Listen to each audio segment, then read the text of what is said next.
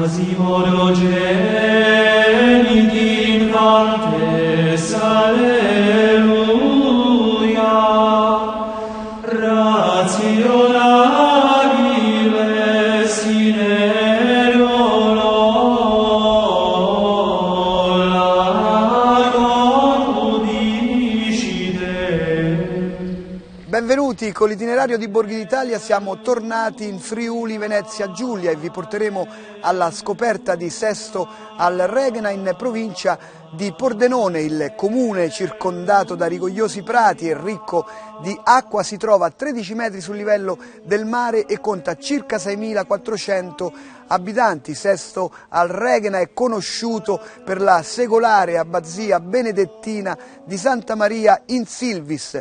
Nel corso del programma scopriremo tante cose belle. A voi Sesto al Reghena!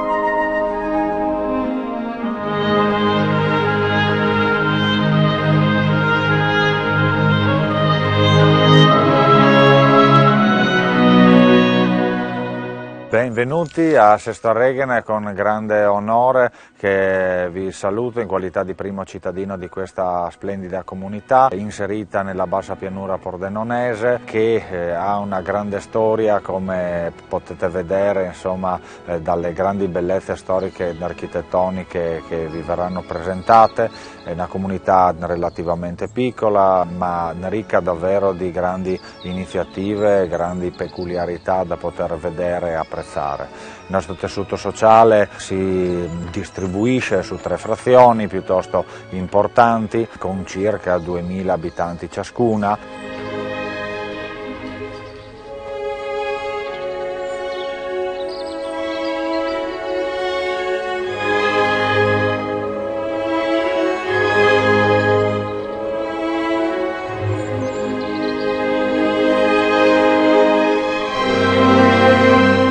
Abbiamo delle importanti realtà industriali grazie alla vicinanza della nostra rete autostradale, ma soprattutto, insomma, abbiamo una forte connotazione anche agricola che viene sviluppata anche da imprese enogastronomiche che oggi in qualche modo riescono a distinguersi a livello nazionale e internazionale.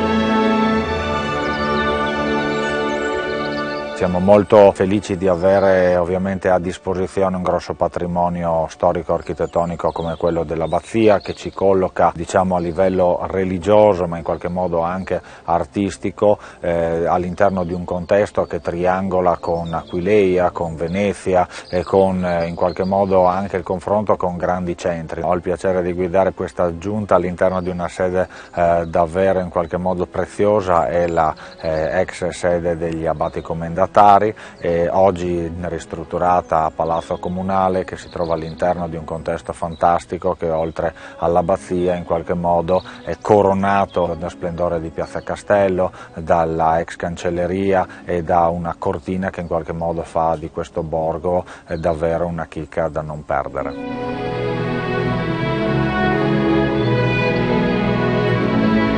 Paesaggi che ovviamente sono anche di natura ambientale, abbiamo degli straordinari laghi, dei prati stabili che abbiamo voluto fortemente conservare e tutta una rete di ciclopedonali che naturalmente ci consentono di ospitare al meglio i nostri turisti, i quali ovviamente possono trovare, siamo in Italia ma anche qui insomma ci sono grandi ristoratori che ovviamente cercano di proporre i nostri prodotti tipici al meglio per far sì naturalmente che la gente che viene a vedere i nostri posti possa sentirsi a casa.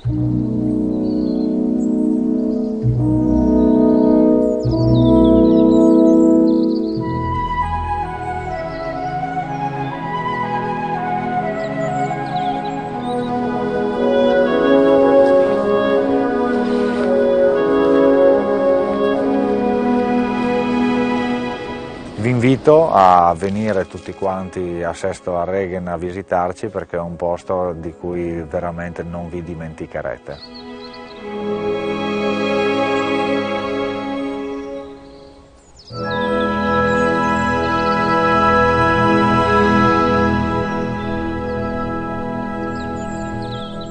Il comune di Sesto Arreghen ha inserito nei territori della diocesi Concordia Pordenone. Andiamo ad ascoltare il messaggio del Vescovo.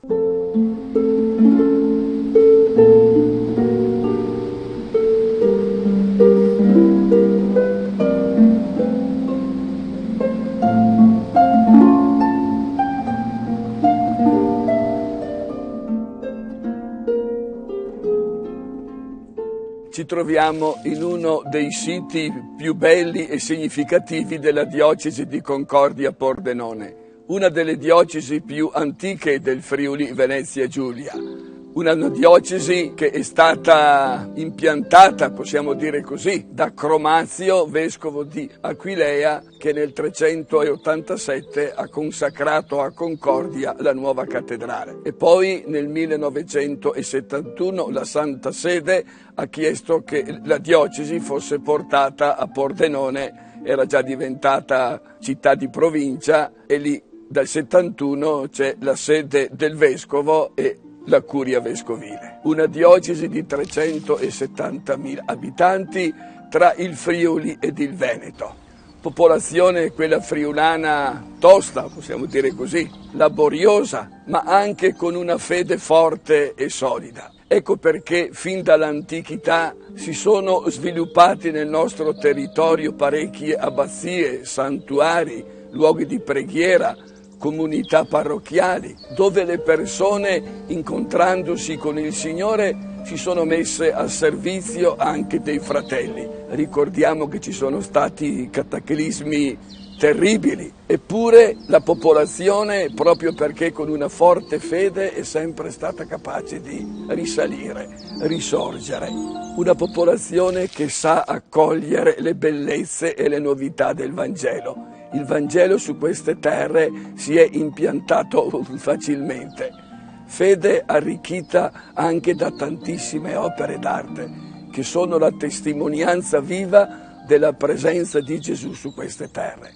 Tante persone, sono convinto, incontreranno queste nostre terre attraverso anche i segni della fede, attraverso anche il segno del pellegrinaggio. Ecco, auguro a tutte le persone che si incontreranno qui su queste nostre terre, a tutte le persone che visiteranno questi luoghi particolari, di fare esperienza dell'incontro con Dio, ma anche di fare un'esperienza dell'incontro con i fratelli, soprattutto quelli più sofferenti, quelli che portano sul loro corpo impresse le stigmate del Signore Gesù. Buon cammino e buon incontro a tutti.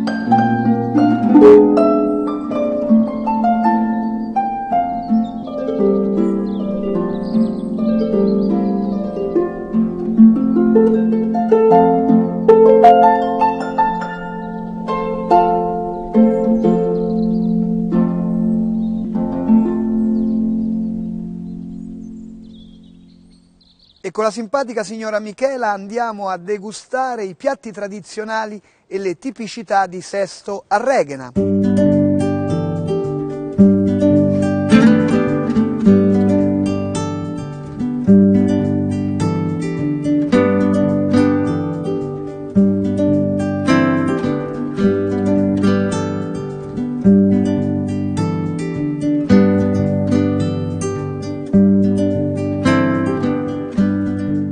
Siamo qui a Sesto Arreghen, in questo bellissimo posto, è una boschetta naturale veramente molto bella, e vogliamo presentarvi da parte di tutti i nostri ristoratori del paese i piatti tipici di questa zona. Cominciamo con dei crostini con della soppressa che fanno un po' da antipasto, abbiamo del nostro salame per esempio, abbiamo fatto diversi piatti di zucca, c'è della zucca fritta, e passiamo a dei primi dove c'è una vellutata di zucca che si può mangiare perfettamente con dei crostini di pane, magari con delle noci, dei bigoli che sono dei spaghettoni grossi fatti a mano con del ragù d'anatra e conditi con dei chiodini che si trovano adesso nelle nostre borgate qui intorno. Abbiamo dei gnocchi di zucca. E poi come secondo piatto è un piatto molto tipico di qui ed è la faraona. L'abbiamo fatta ripiena con dei pomodorini e fatta al forno e servita con della polenta gialla, dei cestini di fricco con dentro lo stesso dei funghi.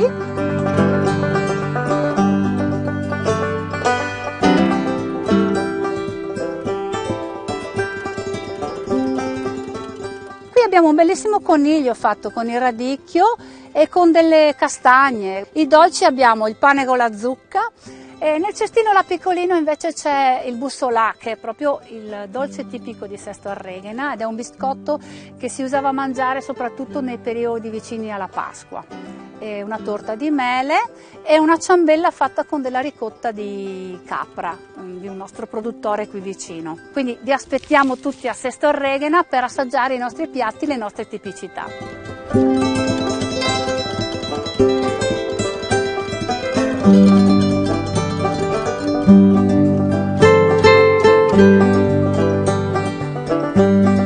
Vi aspettiamo a Sesto Arreghena!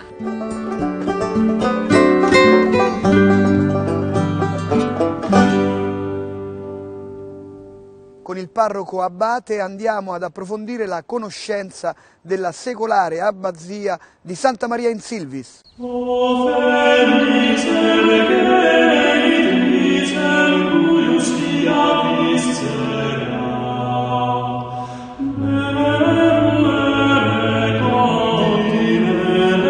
continente bonia.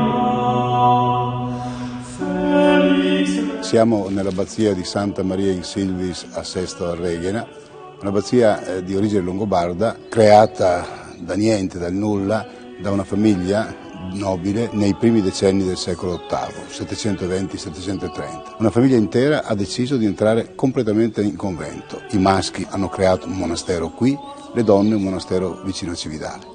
Perché? Perché si sono resi conto che la loro società non aveva futuro. E allora, andando un po' a pescare in vecchi scritti monastici, hanno deciso che conveniva costruire su Gesù Cristo e quindi entrare in monastero, pensare all'anima. Difatti il regno longobardo finirà dopo pochissimi decenni. Prima però di fare questa scelta, prima di costruire e di regalare ai monaci i loro beni, che erano tantissimi, pensate che l'abbazia era proprietaria di 55 paesi, fecero una cosa molto bella, che era una novità. Diedero la libertà a tutti gli schiavi e i semiliberi, non soltanto, ma diedero anche un certificato di libertà raccomandando di non farselo portare mai via da nessuno e minacciando gli abati se avessero tentato di riportarli in schiavitù. Costruiscono una piccola abbazia di cui si vedono le vestigia e questa piccola abbazia va avanti bene finché arrivano gli ungari che distruggono tutto. Una volta che gli ungari sono fermati in Ungheria, appunto, e decidono di ricostruire con un po' di prudenza, cioè fortificano il luogo, fanno girare il fiume tutto attorno, costruiscono le mura, 7 torri e all'interno l'abbazia, questa che vedete, costruita dalla fine del Novecento ai primissimi anni 1316, è un'abbazia piccola in certo senso, è un'abbazia familiare, aveva un unico chiostro e però con una bella chiesa e edifici che vanno appunto dal X secolo al XIV secolo. Quello che si vede è di quel periodo, dopo quel periodo o si trasforma, il palazzo dell'abate diventa per esempio sede del comune, oppure purtroppo si distrugge. E il monastero fu lasciato cadere, la vecchia chiesa fu abbattuta all'inizio del 1800. C'è rimasto l'atrio, c'è rimasta la basilica, c'è rimasta la cripta, e poi un contesto bellissimo che è in mezzo al verde. L'atrio è un atrio coperto, un portico coperto e affrescato. Si entra nel vestibolo, c'è una serie di affreschi degli inizi del 1500 di un certo Antonio da Firenze, un pittore fiorentino però residente a Udine, il quale in maniera un po' grossolana se vogliamo presenta il giudizio, l'arcangelo Michele che pesa le anime e poi il paradiso e l'inferno.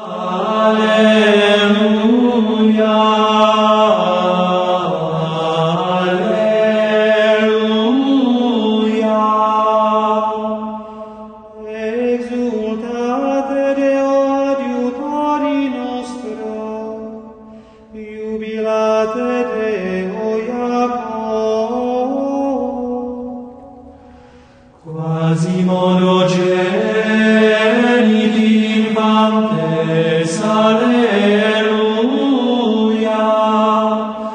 razione. Poi nell'atrio c'è una specie di lapidario con i reperti dal periodo romano fino alla fine del 1700. Si entra in chiesa, una chiesa a 3 navate, con una prospettiva abbastanza strana, sembra a 2 piani, la parte presbiterale, il coro è molto alto perché sotto c'è la cripta, una cripta che non può essere profonda perché questa è zona di risorgiva, si trova l'acqua dopo pochissimi centimetri quando si scava e quindi c'è questa prospettiva. La chiesa era la chiesa dei monaci e basta, non della gente.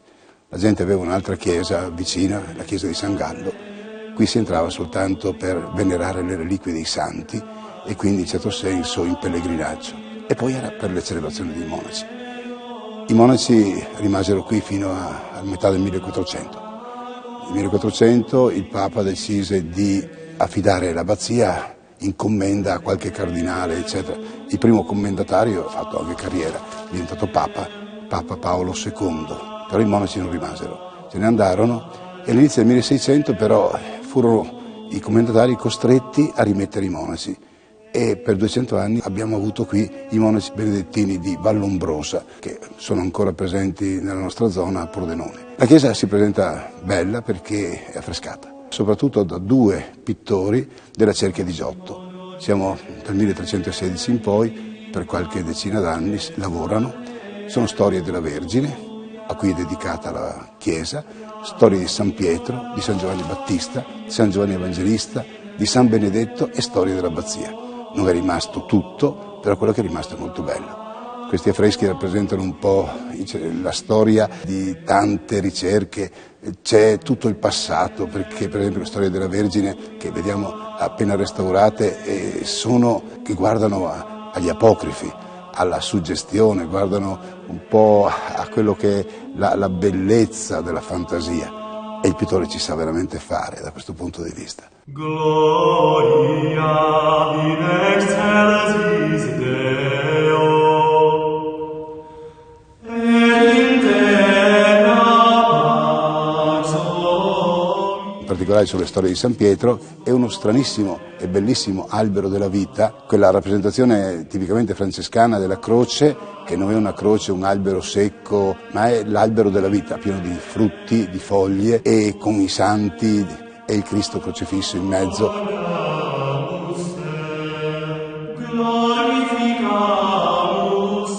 Come bellissimi sono gli elementi che si trovano in cripta, 3 elementi fantastici, che sono 3 momenti diversi.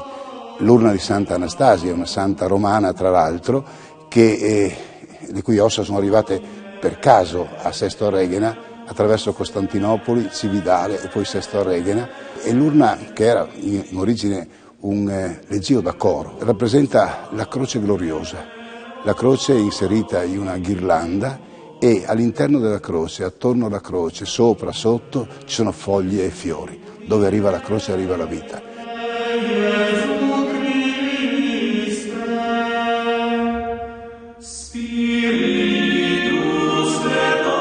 Poi c'è uno strano altorilievo, 2 elementi accostati di un'annunciazione che un po' indica la capacità della gente di 700-800 anni fa di vivere con stili diversi. Le immagini, le figure, la Madonna e l'angelo sono tipicamente orientali, bizantine. La cornice, i riquadri, eccetera, sono gotici, sono occidentali.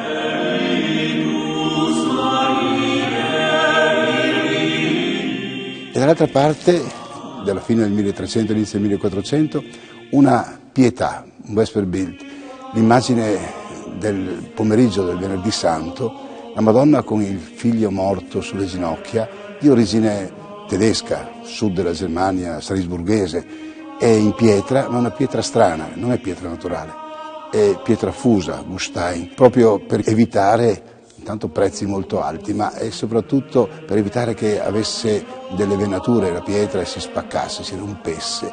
Ed erano opere artigianali, scendevano da quelle zone degli artigiani con dei carri, questi blocchi di pietra, e scolpivano queste immagini.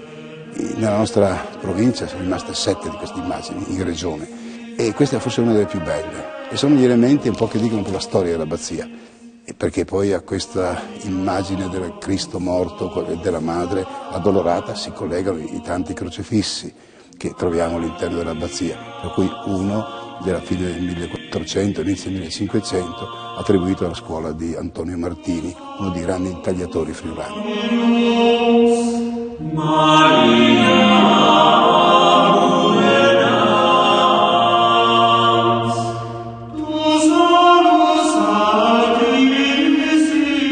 Chi arriva di solito fa una cosa molto semplice, arriva in piazza Castello, si guarda attorno e poi fa una scelta: o si mette a fare una passeggiata tutto attorno e si immerge nel verde e poi dal verde passa all'interno della chiesa, oppure guarda la chiesa che è rasserenante e continua questo discorso di serenità nel parco, guardando il fiume, guardando gli animali e cercando di godere di questa bellezza che ci è rimasta.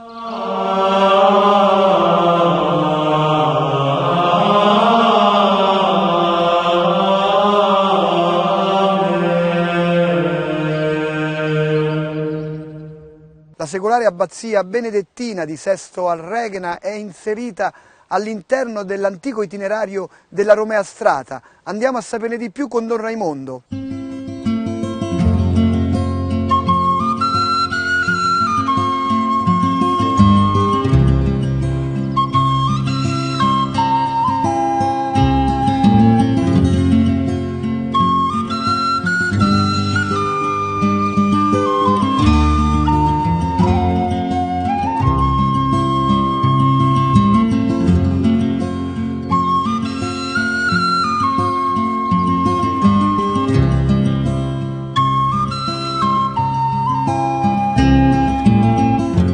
L'ufficio pellegrinaggi della diocesi di Vicenza sta riscoprendo le antiche vie di pellegrinaggio che transitavano nel nord-est d'Italia e si agganciavano alle vie che provenivano dal nord-est dell'Europa e quindi dalle capitali baltiche fino a noi.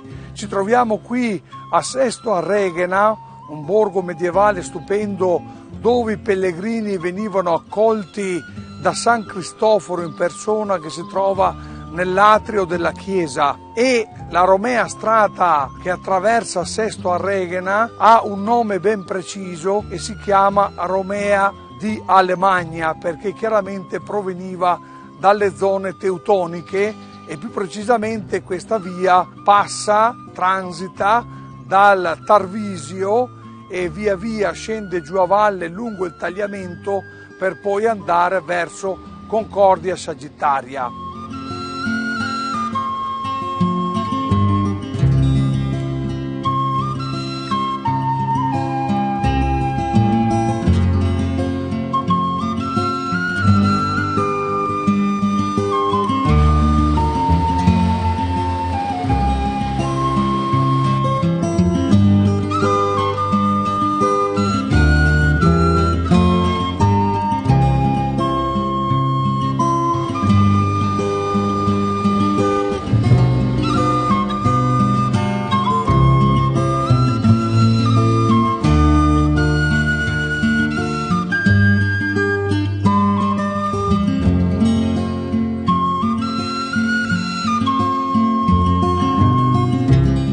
Come potete vedere è una via stupenda dove chiaramente sono presenti dei borghi stupendi, dei luoghi stupendi, e per avere maggiori informazioni lungo questo tracciato basta andare nel sito www.romeastrata.it oppure andare a consultare la guida del Touring Club italiano della Romea Strata che è stata pubblicata nel giugno scorso.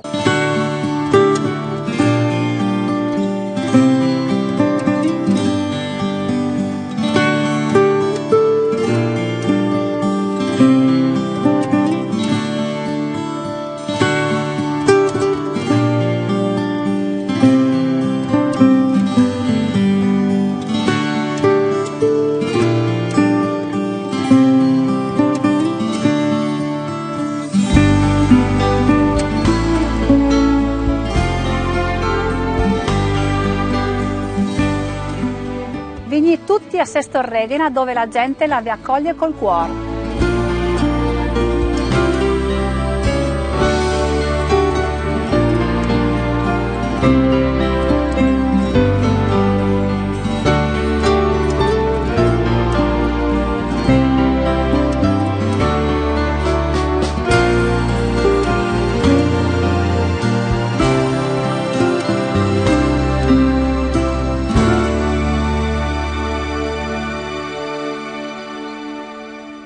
Sesto al Regena vi aspetta con la riconosciuta accoglienza della sua gente. Per rivedere tutte le puntate di Borghi d'Italia potete consultare il nostro sito. Buone passeggiate nel comune di Sesto al Regena, terra degli abbati. Mandi!